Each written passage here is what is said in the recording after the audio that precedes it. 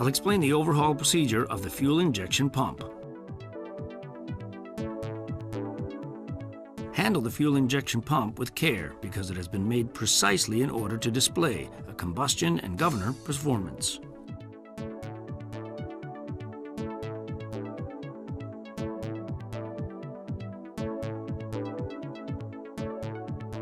Prepare the exclusive tool to overhaul the engine.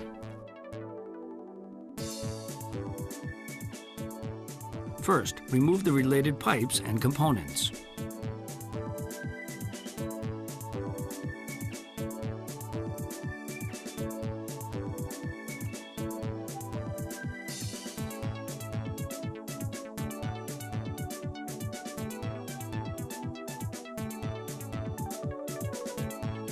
Secondly, loosen the bolt of the delivery valve.